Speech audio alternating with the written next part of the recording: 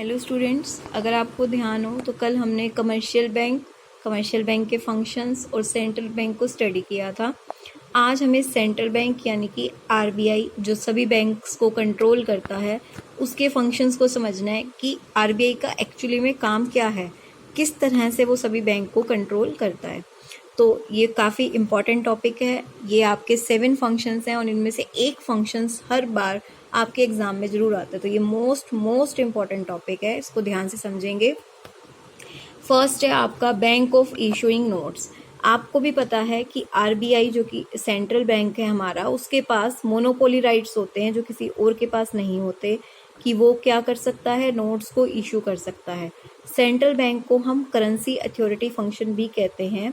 Till the beginning of 20th century पहले central bank को किस नाम से पुकारा जाता था? बैंक ऑफ इशू के नाम से। बाद में चेंज करके सेंट्रल बैंक कर दिया गया। जो नोट्स इशू किए जाते हैं सेंट्रल बैंक के द्वारा, उस नोट्स को हम क्या कहते हैं? Unlimited legal tender. हम क्या कहते हैं उस नोट को? Unlimited legal tender. क्लियर है? Second, banker to the government.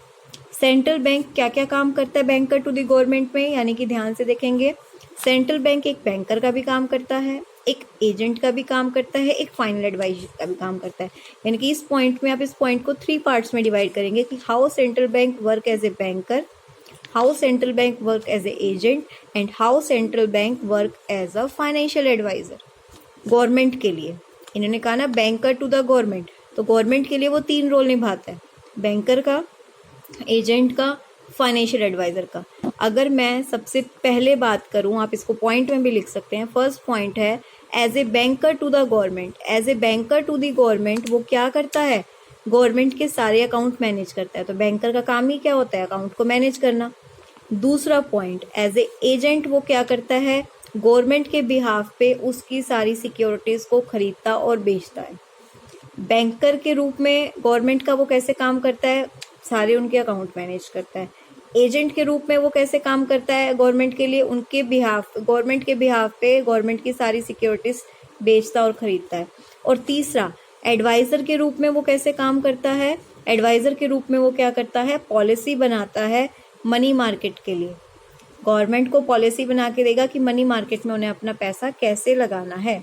ठीक है। सेंट्रल बैंक और क्या करता है? गवर्नमेंट को लोन देता है। ठीक है।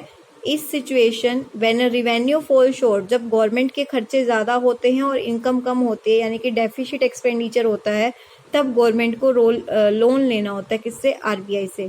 तो हम उसे क्या कहते हैं? Deficit financing through borrowing from RBI, कि पैसे की कमी है और उसको हम कहाँ से पूरा कर रहे हैं? आरबीआई से। जब गवर्नमेंट के खर्चे गवर्नमेंट की इनकम से ज़्यादा होते हैं तो गवर्नमेंट उस कमी को पूरा करने के लिए, संभालने के लिए आरबीआई से लोन लेती है, तो उसको हम कहते हैं deficit financing by borrowing from RBI. हो गया पॉइंट क्लियर?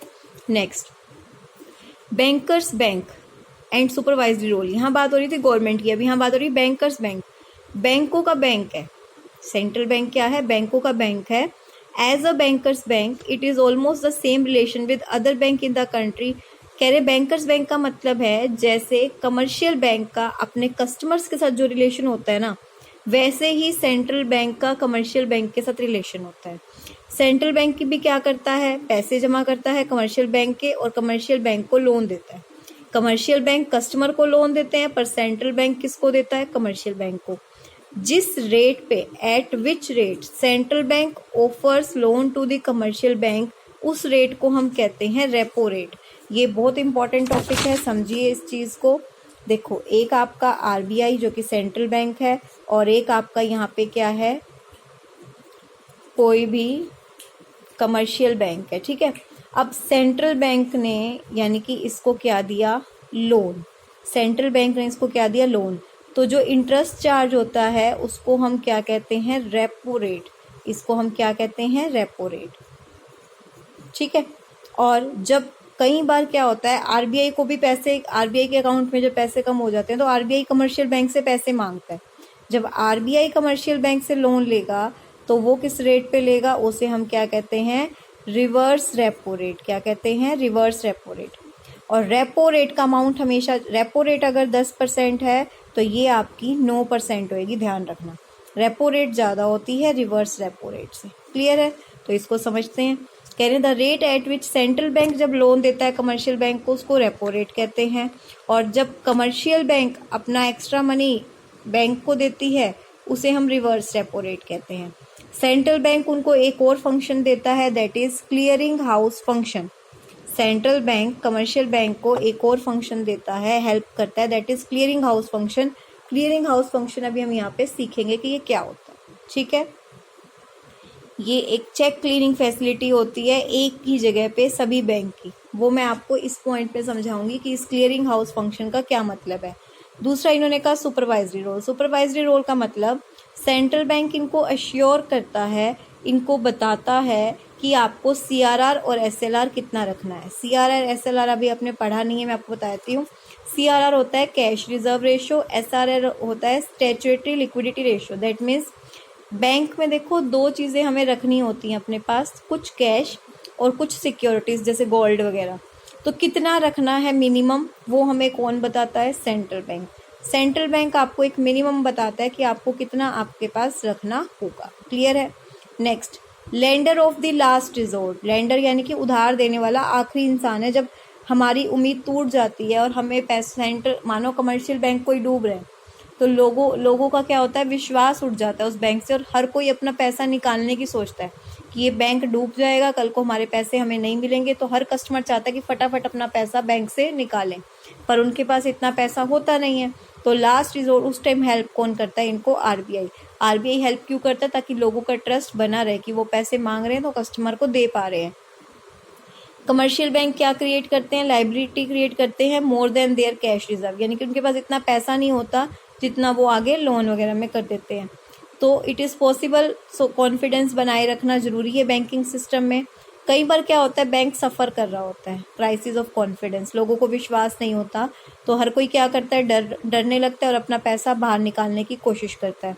जब वो अपना पैसा बाहर निकालने लगते हैं उस टाइम सेंट्रल बैंक आता है हेल्प करने, ठीक है, और वो उनको पैसा देता है ताकि वो इस क्राइसिस से फेस कर सके। फिर custodian of foreign exchange. RBI foreign exchange का भी ध्यान रखते हैं, जो फॉरेन करेंसी होती है। सेंट्रल बैंक क्या करते हैं? कस्टडी करते हैं फॉरेन एक्सचेंज की। इसमें मैनेज फ्लोटिंग पॉइंट आएगा। मैनेज फ्लोटिंग का मतलब है कि कितनी करेंसी आपकी आएगी, कितनी जाएगी। That means sale and purchase of, stability बनाए रखने के लिए आपकी करेंसी की sale purchase. Clearing house function का क्या मतलब है? देखिए, ये एक ए बैंक है, ये बी बैंक है और ये आरबीआई है। आपके पास जो एटीएम है वो ए बैंक का है, पर आपने पैसा निकाला बी बैंक के एटीएम से, निकल जाता है, तो ये आपस में एक दूसरे को नहीं देंगे। इनका ये जो क्लियरिंग हाउस है, ये हिसाब किताब कौन देखता है? आरबीआई। वो अपने आप ही मैनेज कर देता है, भाई इस बैंक का इतना पैसा था और इसका इतना। तो सेंट्रल बैंक क्या परफॉर्म करता है? Function of clearing house. एक एग्जाम्पल लेते हैं कि एक रिसीव ए चेक, आपको एक चेक रिसीव हुआ है, बी बैंक पे ड्रॉ हुआ है, बी रिसीव ए चेक और ए बैंक पे ड्रॉ हुआ है। बैंक ए एंड बी उनके अकाउंट हैं सेंट्रल बैंक में, तो सेंट्रल बैंक अपने आप उनके चेक आपस में क्लियर कर देता है, वो अवॉइड कर देता है ट्रांसफर ऑफ कैश। आपका काम उसने घटा दिया, आपको आपस में एक दूसरे को कैश देने की जरूरत नहीं है, आरबीआई अपने आप देख लेगा। Control of credit. क्रेडिट मतलब उधार देने पे कंट्रोल कैसे करेगा? देखो, मैं पहले आपको क्लियर कर दूं। एक सिचुएशन आती है आपकी इन्फ्लेशन, जो आप आगे आने वाले हर चैप्टर में इस टॉपिक को पढ़ेंगे। एक सिचुएशन आएगी डिफ्लेशन। इन्फ्लेशन का मतलब होता है कि प्राइस बहुत ज़्यादा बढ़ रहे हैं, डिफ्लेशन का मतलब होता है प्राइस बहुत ज़्यादा कम हो रहे हैं। ठीक है, तो अब इसको कैसे सॉल्व आउट करेंगे वो देखते हैं। The principal function of central bank it's to control the supply of credit, कि सप्लाई पे कंट्रोल करना कि पैसा कितना मार्केट में जाएगा, और वो इसको कंट्रोल करते हैं by creation of credit by the commercial bank. जो क्रिएशन ऑफ क्रेडिट का भी हमने टॉपिक छोड़ा हुआ है। Central bank needs to control, उसको कंट्रोल करना जरूरी है ताकि वो इन दोनों सिचुएशन से डील कर सके। अब मानो अगर इन्फ्लेशन है तो उस टाइम पे इनको अपनी सप्लाई को कम करना होगा, उस टाइम पे मार्केट में मनी की सप्लाई को क्या करना होगा? कम। ठीक है, डिफ्लेशन है तो मनी की सप्लाई को इनको क्या करना होगा? बढ़ाना होगा। क्लियर है? उससे क्या होगा, अगर मानो ये मनी की सप्लाई को कम कर देंगे तो लोगों के पास पैसा कम जाएगा, लोगों के पास पैसा कम जाएगा तो वो कम चीज़ें खरीदेंगे। क्लियर है? यहाँ पे प्राइसेस कम है तो ज़्यादा पैसा चला जाएगा। वो कैसे कंट्रोल करेंगे? इन चीज़ों को इफ़ेक्ट करके, और ये चीज़ें हम सारी अभी सीखेंगे आपकी नेक्स्ट वीडियो में। ये जो CR और SLR के टॉपिक है ना, ये आपको यहाँ क्लियर होगा। ये जो हमारा नेक्स्ट टॉपिक है ना, यहाँ पे आपको पता चल जाएगा कि इन्फ्लेशन और डिफ्लेशन को कैसे कंट्रोल किया जाता है। अभी बस आपको इतना समझना है कि सेंट्रल बैंक किस चीज़ को कंट्रोल करता है, मनी की सप्लाई को रोक के या मनी की सप्लाई को बढ़ा के। तो फंक्शन ऑफ सेंट्रल बैंक बहुत इंपॉर्टेंट टॉपिक है, इसको प्लीज़ अच्छे से करना। Thank you.